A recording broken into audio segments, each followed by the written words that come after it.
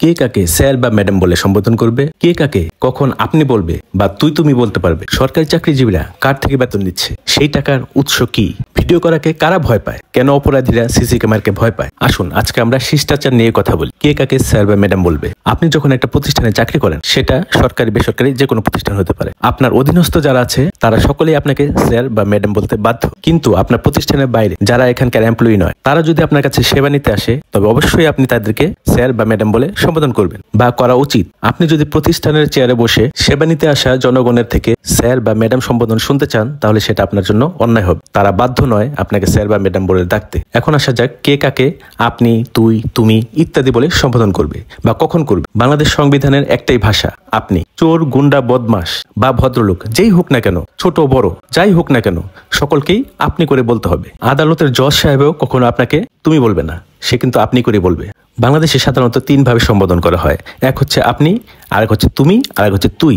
আপনি তো আমরা সবাইকে বলতে পারি, কিন্তু তুই তুমি আমরা খুব কাছের মানুষদেরকে তুই তুমি বলতে পারি। যেমন স্কুলের সহপাঠী, তাদেরকে আমি তুই তুমি বলতে পারি। নিজ পরিবারের সদস্যকে তুমি বা ক্ষেত্র বিশেষ তুইও বলতে পারি। বয়সের ছোট বা শিশু যাদেরকে আমরা অপরিচিত হলো তুই তুমি বলতে পারি। শিশুদেরকে তুই না বলে তুমি বলাই ভালো। তবে কিশোর কিশোরী বা তাদের চেয়ে উপরে অপরিচিতদেরকে আপনি করেই বলা উচিত। সাধারণত ক্লোজ কাউকে ছাড়া তুই তুমি বলতে যাবেন না। এখন আসি সরকারি চাকরিজীবীরা কার থেকে বেতন নিচ্ছেন। সরকার থেকে। সরকার এই টাকাগুলো কোত্থেকে কালেক্ট করছে? নিঃসন্দেহে জনগণের কাছ থেকে।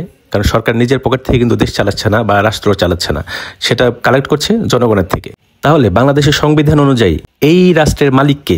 প্রজাতন্ত্র, জনগণ। তাহলে যারা সরকারি চাকরি করছেন তাদের মালিককে?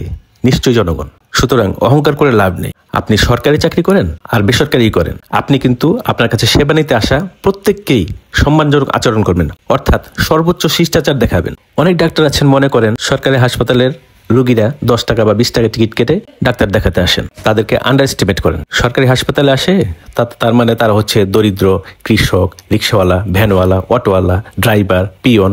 আরে ভাই, সে ড্রাইভার পিয়ন হতে পারে, সে অটো রিক্সা চালক হতে পারে, সে দরিদ্র হতে পারে, কিন্তু সে ফ্রিতে আসেনি। সে যে 10 টাকা 20 টাকা দিলেও এটাও কিন্তু আপনার পকেটেই যাবে।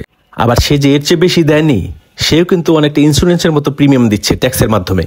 সেই প্রিমিয়ামটা আপনার পকেটে যাচ্ছে বেতন হিসেবে। সুতরাং একজন রোগী আপনাকে স্যার বা ম্যাডাম বলতে বাধ্য নন। যেহেতু অধিকাংশ রোগী আসে দরিদ্র পরিবার থেকে, সুতরাং তারা শিক্ষার অভাবে শিষ্টাচার বহির্ভূত আচরণ করতেই পারে। কিন্তু আপনি শিক্ষিত হয়ে, সুশিক্ষিত হয়ে কখনোই রোগীর সাথে শিষ্টাচার বহির্ভূত আচরণ করতে পারেন না। এই নিয়মটা শুধু হসপিটালে জড়ে না, প্রত্যেকটা প্রশাসন, প্রত্যেকটা প্রতিষ্ঠান, প্রত্যেকটা জায়গায় এই নিয়মটাই চলবে বা করা উচিত। অনেকেই আছেন ভিডিও করাকে ভয় পান, সিসি ক্যামেরাকে ভয় পান। কারা ভয় পান? চোর, ডাকাত, ছিনতাইকারী, এরাই কিন্তু ভয় পায়, বা যারা অপরাধের সাথে যুক্ত তারাই কিন্তু এগুলোকে ভয় পায়। একজন অন্যায় করছে, আপনি তার ভিডিও করছেন, সেই অন্যায়কারী বা ঘুষখোর সেই আপনাকে বলবে যে আপনি কেন ভিডিও করছেন, কার অনুমতিতে ভিডিও করছেন।